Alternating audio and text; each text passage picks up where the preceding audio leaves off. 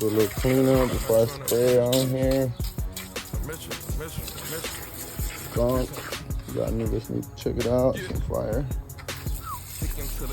That's because I just a little basic. I ain't do nothing crazy and take off too much. Just the cap, carb, covered it up. Let that shit for a minute. You want the engine cold. Remember, cold. After the clean and spray. Got it done right.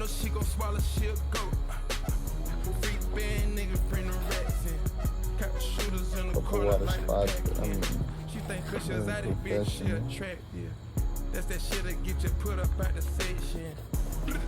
And the model still the same. Ball like I won a championship game. You know these hoes.